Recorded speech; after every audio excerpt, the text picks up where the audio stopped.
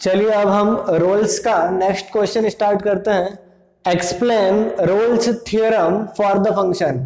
इस बार हमारा जो फंक्शन है वो क्या है? F of x is equal to X minus ए की पावर में एम और एक्स माइनस बी की पावर में एन, और इंटरवल क्या है? A comma B. यहां पर ये जो एम और एन है ये क्या है? नेचुरल नंबर्स है। एम और एन क्या है? Natural number. मतलब एम क्या है? 1 2 3 4 5 कुछ भी हो सकता है। एन 1 2 3 4 5 कोई सा भी पॉजिटिव इंटीजर हो सकता है। एम और एन क्या है? Positive integer. और हमें क्या करना है? रोल्स थ्योरम को एक्सप्लेन करना है। तो लेट अस बिगिन। यहां पर गिवन क्या है? Function F of x is equal to X minus ए की power M x minus B की power N, equation number first. और इंटरवल क्या है हमारा? एक्स कहां पर लाई कर रहा है? ए से बी में क्लोज्ड इंटरवल में। वी ऑब्जर्व दैट, हम क्या ऑब्जर्व करते हैं कि हमारा ये जो फंक्शन है एक्स माइनस ए की power M x minus B की पावर एन, ये एक पॉलिनोमियल है। अगर हम इसका एक्सपांशन करें और आपस में मल्टीप्लाई करें तो एक्स की पावर एम और एक्स की पावर एन का जब मल्टीप्लाई होगा तो पावर एड हो जाएगी, तो एम प्लस एन हो जाएगी। क्या हो जाएगी? M plus n. इसका मतलब ये एक पॉलिनोमियल है वेरिएबल एक्स में। ये क्या है? Is a polynomial in variable x of degree, कितने डिग्री का? एम प्लस एन का। क्योंकि जब इसका एक्सपांशन होगा और जब इसका एक्सपांशन होगा और दोनों का मल्टीप्लाई करेंगे तो एक्स की पावर एम और एक्स की पावर एन, तो बेस सेम होने के कारण पावर ऐड हो जाएगी और एम प्लस एन हो जाएगी।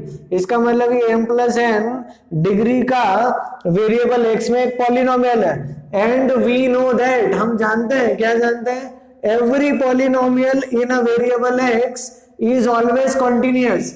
हम जानते हैं कि इस दुनिया में जितने भी पॉलिनोमियल है, वेरिएबल कुछ भी हो सकता है, जरूरी कि एक्स हो, तो वो हमेशा क्या होता है? किसी भी फाइनाइट इंटरवल में कंटिन्यूअस ही होता है। इसलिए ये भी क्या होगा? Continuous. And hence the given function is also continuous in the interval a comma b. अब रोल्स की सेकंड कंडीशन क्या है? On differentiating equation first with respect to x. तो इक्वेशन फर्स्ट को हम डिफरेंशिएट करेंगे एक्स के रिस्पेक्ट में। इसको हम फर्स्ट फंक्शन मान लेंगे और इसको सेकंड फंक्शन मान लेंगे। जब हम उसको डिफरेंशिएट करेंगे एक्स के रिस्पेक्ट में तो प्रोडक्ट रूल लगेगा। हमने एक्स माइनस ए की पावर एम को छोड़ दिया, इसका डिफरेंशिएशन करेंगे, प्लस अब जिसे हमने डिफरेंशिएट किया था उसको छोड़ देंगे और एक्स माइनस ए की पावर एम का डिफरेंशिएशन करेंगे। अब ये एक्स माइनस ए की पावर एम तो एज इट इज है, नो चेंज। जब इसका डिफरेंशिएशन करेंगे तो एन आगे आ जाएगा, इसका डिफरेंशिएशन करेंगे एन आगे आ जाएगा, बचेगा एन माइनस वन और x का डेरिवेटिव 1 b का 0। जब इसको डिफरेंशिएट करेंगे तो m आगे आ जाएगा और m माइनस 1 बचेगा और x का डेरिवेटिव 1 और a का हो जाएगा 0। अब हमें थर्ड कंडीशन चेक करना है। क्या करना है? Third condition check. अब थर्ड कंडीशन में हमें क्या करना है? थर्ड कंडीशन स्टार्ट करते हैं। थर्ड कंडीशन में हमें इसमें x की जगह a और फिर वापस से x की जगह b रखना है। तो put x is equal to a in equation first. जब इसमें x की जगह a रखेंगे तो a माइनस ए की पावर m और x माइनस बी की पावर n, a माइनस ए 0 बन जाएगा। अब b पुट करेंगे। क्या पुट करेंगे? b put x is equal to b in equation first. जब यहाँ b पुट करेंगे तो क्या होगा? यहाँ पर b माइनस ए की पावर m और यहाँ b रखेंगे b माइनस बी की पावर n और b माइनस बी 0 हो जाएगा। तो हमने देखा कि दोनों रिजल्ट बराबर है। Therefore f of a is equal to f of b। तो हमने ये ऑब्जर्व किया कि रोल्स की सारी कंडीशन सेटिस्फाई हो चुकी है। तो हम क्या लिखेंगे? Since all the conditions of Rolle's theorem are satisfied, hence Rolle's theorem can be applied। इसलिए रोल्स थ्योरम को हम क्या कर सकते हैं? अप्लाई कर सकते हैं। तो अब हम रोल्स थ्योरम को अप्लाई कर देते हैं।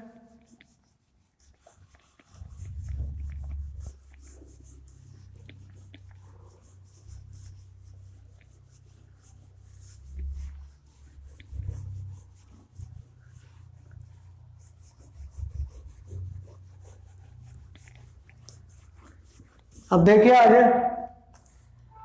देयरफॉर रोल्स थ्योरम के अकॉर्डिंग एफ डैश सी क्या होगा, 0। अब एफ डैश एक्स की वैल्यू देखिए, इसमें एक्स की जगह हम सी रख देंगे, क्या रख देंगे, सी। तो f dash C is equal to n, क्या हो जाएगा, एन, यहां एक्स की जगह सी रखेंगे, सी माइनस ए की पावर एम, यहां पे सी रखेंगे, सी माइनस बी की power n minus 1 plus m c minus B की पावर एन, यहां सी रखेंगे, सी माइनस ए की पावर एम माइनस 1। कहां से रखा, तो फ्रॉम इक्वेशन 2।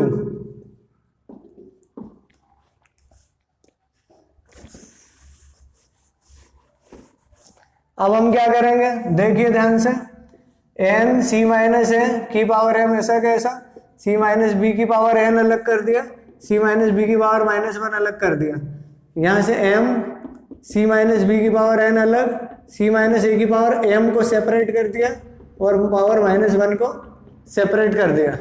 अब देखो ये यहां पर भी है, ये यहां पर भी है, ये सी माइनस बी यहां भी है और सी माइनस बी यहां भी है। तो हमने सी माइनस ए की पावर एम और सी माइनस बी की पावर एन को कॉमन ले लिया। अब यहाँ क्या रिमेनिंग है, एन, और यहाँ क्या बचेगा, सी माइनस बी की पावर माइनस 1। यहाँ से क्या रिमेनिंग रहेगा, एम, और वहां से क्या रिमेनिंग रहेगा, सी माइनस ए की पावर माइनस 1। अब इसको हमने 0 के पास भेज दिया, ये पावर में क्या है, माइनस 1, क्या है पावर माइनस 1, तो इसको हम नीचे लिख देंगे तो सी माइनस बी हो जाएगा। यहां पर भी पावर में क्या है, माइनस 1, तो इसको हम नीचे लिख लेंगे, इज इक्वल टू 0। अब इसका एलसीएम लेंगे, इसका मल्टीप्लाई इधर, इसका मल्टीप्लाई इधर, एन सी माइनस है, क्रॉस मल्टीप्लीकेशन, एलसीएम इधर मल्टीप्लाई करा और अपॉन में सी माइनस बी और C minus A is equal to 0। इन दोनों को हमने 0 के पास भेज दिया। अब एन का अंदर मल्टीप्लाई करेंगे, पहले इसे रब कर देता हूं,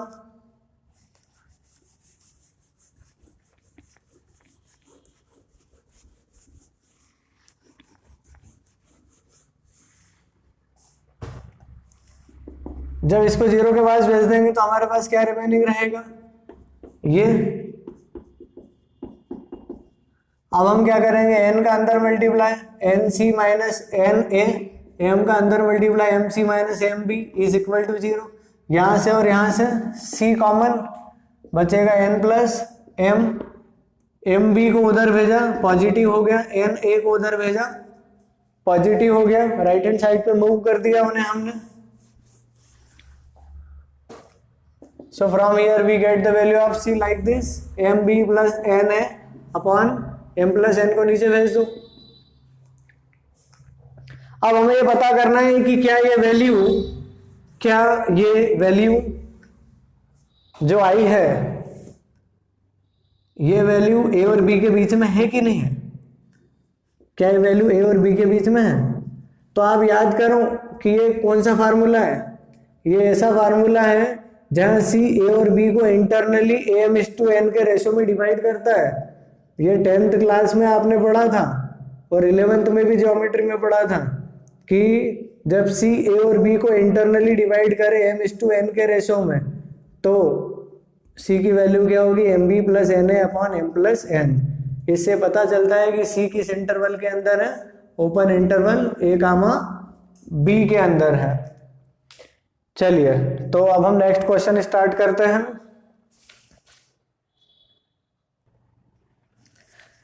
चलिए अब हम नेक्स्ट क्वेश्चन स्टार्ट करते हैं।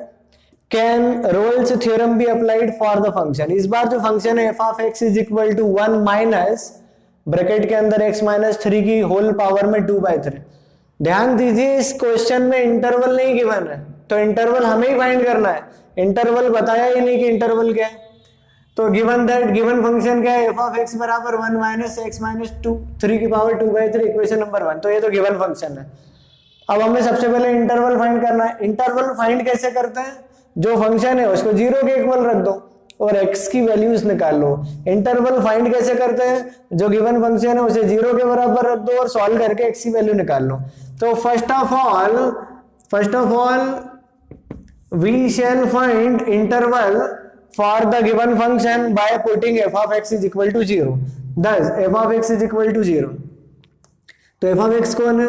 1 माइनस x माइनस 3 की पावर 2/3 इज इक्वल टू 0. 1 को उधर राइट हैंड साइड पे मूव कर दिया, माइनस से माइनस कैंसिल, x माइनस 3 की पावर 2/3 इज इक्वल टू 1. अब हमने दोनों तरफ 1/3 पावर ले ली. कौन सी पावर ले ली? 1/3. इधर राइट हैंड साइड में भी हमने क्यूब रूट ले लिया और लेफ्ट हैंड साइड में भी हमने क्यूब रूट ले लिया. दोनों तरफ 1/3 ले लिया. आई एम सॉरी, ऐसा नहीं, दोनों तरफ 3 लेना था, क्यूब करना था. क्या करना था? क्यूब. तो हमने दोनों तरफ क्यूब कर दिया. अब क्यूब करने से क्या होगा? 3 से 3 कैंसिल हो जाएगा, तो रिमेनिंग क्या रहेगा? 2 रिमेनिंग रहेगा. क्या रिमेनिंग रहेगा? 2. अब हम आगे बढ़ते हैं.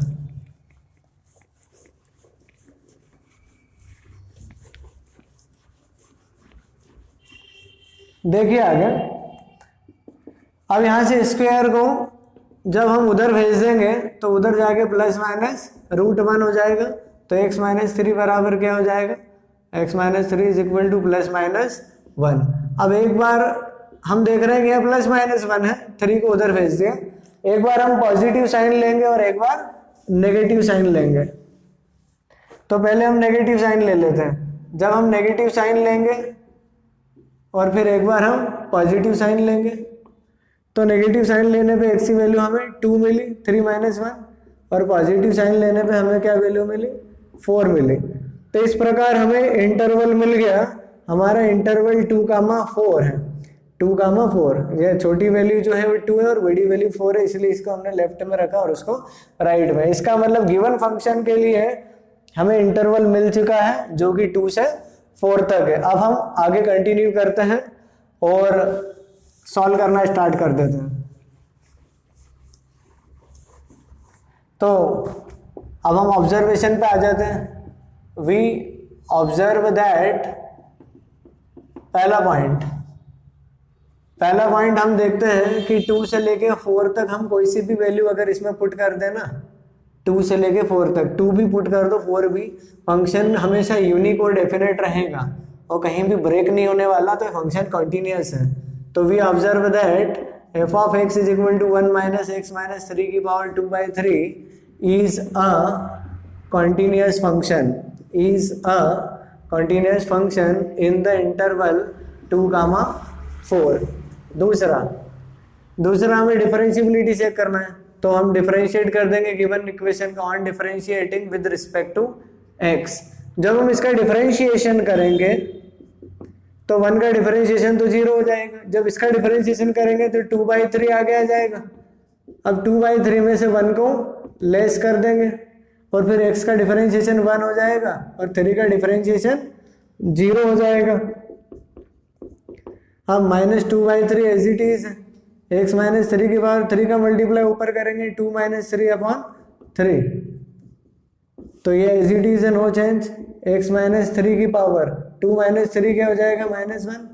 अब नेगेटिव पावर हो गई. अब अगर हम उसे नीचे ले आए तो पावर नीचे आके क्या हो जाएगी? पॉजिटिव हो जाएगी. क्या हो जाएगी? पॉजिटिव. अब नोटिस कीजिए 2 और 4 के बीच में एक ऐसा नंबर है 3 कि अगर हम यहाँ पे 3 रख दें, क्या रख दें? 3. 2 और 4 के बीच में 3 आता है. अगर हमने यहाँ 3 रख दिया तो 3 माइनस 3 0 हो जाएगा. और अगर 3 माइनस 3 0 हो गया तो 2/0 इन्फिनिटी बन जाएगा. तो हम देख रहे हैं कि 2 और 4 के बीच में एक ऐसा नंबर है जिस पर फंक्शन का डेरिवेटिव एग्जिस्ट नहीं करता है. Clearly f'3 does not exist. Clearly f'3 की वैल्यू एग्जिस्ट नहीं कर रही, वो इन्फिनिटी आ रही है और इसलिए फंक्शन जो है 3 पर डिफरेंशिएबल नहीं है. Thus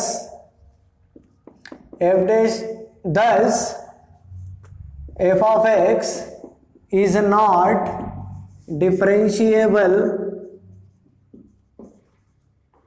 at x is equal to 3 in the interval 2,4. तो यहीं से क्लियर हो गया कि हम रोल्स थ्योरम को अप्लाई नहीं कर सकते. Therefore Rolle's theorem can not be applied. because all the conditions of Rolle's theorem are not satisfied. चलिए नेक्स्ट क्वेश्चन स्टार्ट करते हैं। चलिए अब हम मीन वैल्यू थ्योरम के स्टेटमेंट को स्टडी कर लेते हैं। हम इसका प्रूफ नहीं करने वाले, सिर्फ स्टेटमेंट, क्योंकि हम आने वाले सवाल मीन वैल्यू थ्योरम के होंगे जिन्हें हम सॉल्व करेंगे। थ्योरम के प्रूफ पर हम नहीं जा रहे, फिर भी स्टेटमेंट को स्टडी करते हैं। लैग्रांजेस मीन वैल्यू थ्योरम क्या कहता है? थ्योरम ये कहता है कि यदि if there is a function, कोई फंक्शन है जिसका डोमेन में क्लोज्ड इंटरवल है a कामा b और कोडोमेन में रियल नंबर है, तो अगर कोई फंक्शन है और वो फंक्शन कैसा है, be a function such that, ऐसा फंक्शन है कि वो फंक्शन क्या हो, कंटिन्यूअस हो। कहने का मतलब ए से लेके बी तक फंक्शन कहीं भी ब्रेक ना होता हो, कहीं भी ब्रेक ना होता हो, फंक्शन क्या हो, ए से लेके बी तक कहीं भी टूटना नहीं चाहिए। दूसरा फंक्शन ये कहता है कि it must be differentiable, function कैसा होना चाहिए, डिफरेंशिएबल। डिफरेंशिएबल का मतलब क्या है कि कर्व एकदम स्मूथ जाना चाहिए, शार्प पॉइंट बनाते हुए नहीं जाना चाहिए, स्मूथली जाना चाहिए फंक्शन। लेकिन यहाँ पे जो इंटरवल है वो ओपन होना चाहिए। क्या होना चाहिए, ओपन। मतलब ए और बी को इसमें इंक्लूड नहीं कर रहे हैं। ए और बी पर फंक्शन डिफरेंशिएबल है या नहीं है से कोई मतलब नहीं, लेकिन उनके बीच में सारे पॉइंट पर फंक्शन स्मूथ होना चाहिए, डिफरेंशिएबल होना चाहिए। तो लैग्रांजेस ने क्या कहा, लैग्रांजेस मीन वैल्यू थ्योरम ये कहती है कि अगर ऐसा फंक्शन मिल जाए आपको जो a कामा b से r में डिफाइंड हो, जहां a और b दो रियल नंबर हो सकते हैं, और अगर ये फंक्शन कंटिन्यूअस है a से लेके b तक, और अगर ये फंक्शन डिफरेंशिएबल है a से b तक, तो जरूर आपको a और b के बीच में एक ऐसा नंबर मिलेगा c। तब जरूर आपको एक ऐसा नंबर c मिलेगा a और b के बीच में कि c पर, इस C के करस्पॉन्डिंग जो फंक्शन की वैल्यू है, यहां जो कर्व पे पॉइंट मिल रहा है वहां जो टेंजेंट ड्रा होगी, उस टेंजेंट का स्लोप, इस पॉइंट C के करस्पॉन्डिंग जो टेंजेंट ड्रा करेंगे उस टेंजेंट का स्लोप, और ये जो एंड पॉइंट्स है A और B, इनको मिलाने वाली जो कॉर्ड है, इस कॉर्ड का स्लोप बराबर होगा। कहने का मतलब ये है कि टेंजेंट किसके पैरेलल होगी, कॉर्ड के।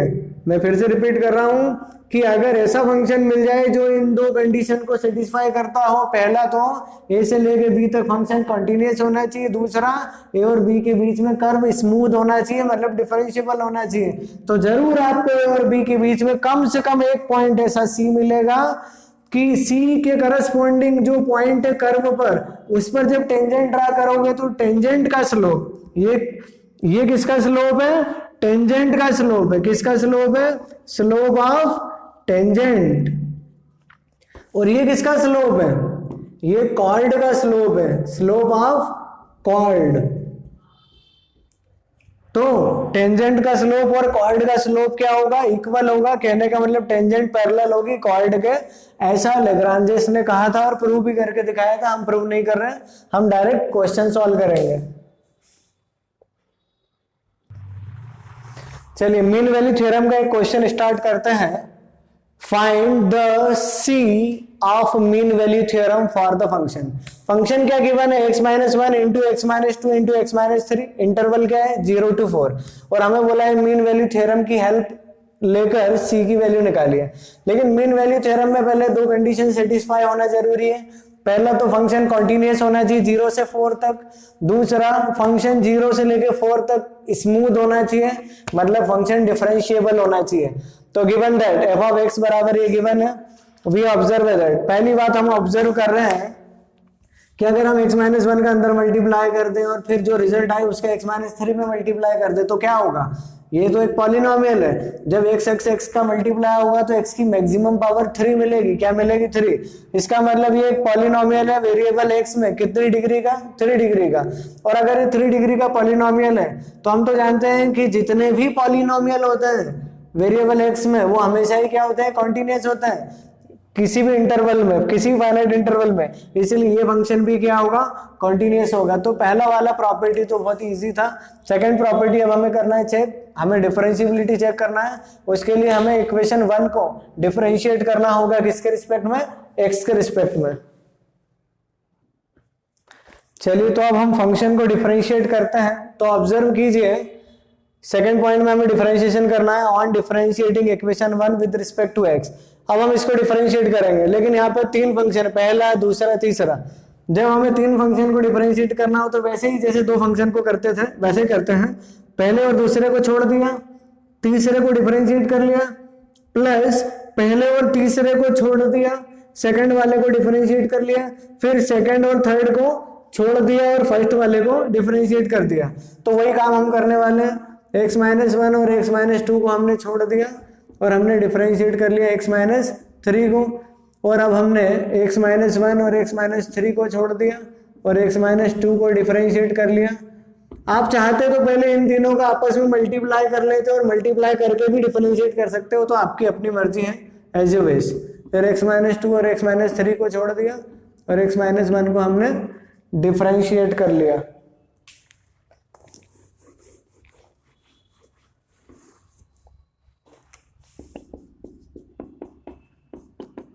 x माइनस 1, x माइनस 3, इसका डिफरेंशिएशन x का 1, 3 का 0, यहां से x का 1, 2 का 0। अब हमें क्या करना है, ये देखना है कि फंक्शन डिफरेंशिएबल है कि नहीं 0 से 4 में। आप 0 से लेके 4 तक की कोई सी भी वैल्यू यहाँ रख के देख लो, आपको फाइनाइट और डेफिनेट रिजल्ट मिलेगा।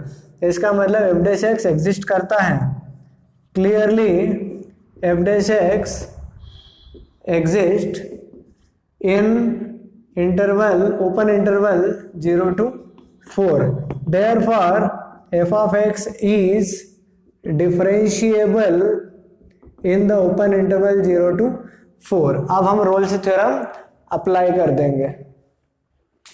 तो I am sorry, Rolle's theorem नहीं, मीन वैल्यू थ्योरम। तो अब हमने एफ ऑफ एक्स की वैल्यू, एफ डैश एक्स की वैल्यू फाइंड कर ली है, हमने देख लिया है कि फंक्शन डिफरेंशिएबल है। इसका मतलब मीन वैल्यू थ्योरम को अप्लाई किया जा सकता है, therefore mean value theorem can be applied. अब अगर मीन वैल्यू थ्योरम को अप्लाई कर सकते हैं तो मीन वैल्यू थ्योरम का फार्मूला क्या है, F dash C is equal to F of B minus F of A upon B minus A. अब क्वेश्चन में ए की वैल्यू क्या है, ये रही 0, और बी की वैल्यू क्या है 4, तो ये हो जाएगा f dash C is equal to F of 4, b की जगह 4, ए की जगह 0 अपॉन 4 माइनस 0। अगर इस क्वेश्चन को हम मल्टीप्लाई करके सॉल्व करते तो थोड़ा सा इजीली सॉल्व हो जाता, मैंने ध्यान नहीं दिया इसलिए थोड़ा सा ये कॉम्प्लिकेटेड हो गया है। अगर आप डायरेक्ट पहले मल्टीप्लाई कर लेंगे और डिफरेंशिएट करेंगे तो थोड़ा इजी रहेगा। चलिए एफ डैश सी, तो ये एफ डैश एक्स है, यहाँ पे सी रख देंगे, क्या रख देंगे सी, तो सी माइनस 1, सी माइनस 3, यहाँ पे सी रख देंगे, सी माइनस 1, सी माइनस 3, और फिर यहाँ पर कुछ गलत लिख दिया है शायद मैंने, लेट मी चेक। हमने इसको यहाँ पे 2 आएगा, क्या आएगा 2, यहाँ गलत लिख दिया, x माइनस 2 है ये, हाँ क्या है ये c माइनस 2, x माइनस 1, अब बाकी सब सही है, c minus 2, c minus 3, F of 4, यहाँ पे 4 रखना पड़ेगा ऊपर, क्या रखना पड़ेगा 4, जब आप 4 रखेंगे तो ऊपर आएगा, डायरेक्ट कर दें 4 माइनस 1 3, 4 माइनस 2 2, और 4 माइनस 3 1। अब 0 रखेंगे, 0 रखेंगे तो माइनस 1, 0 रखेंगे माइनस 2, 0 रखेंगे माइनस 3, और अपॉन में 4 माइनस 0 तो 4 है।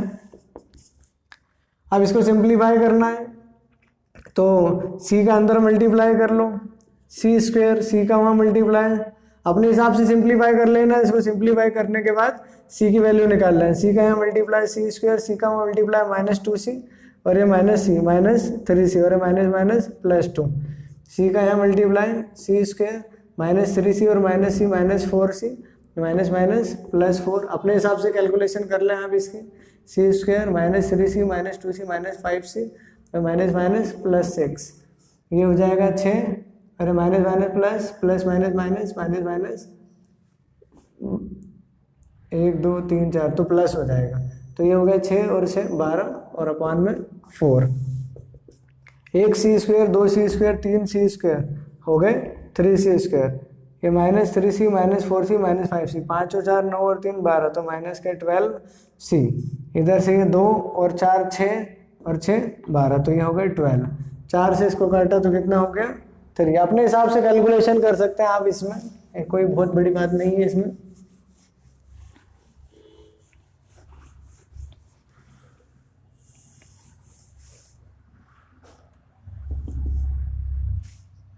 थ्री सी स्क्वायर -12c, 3 को इधर भेज दो तो 9 बचेगा।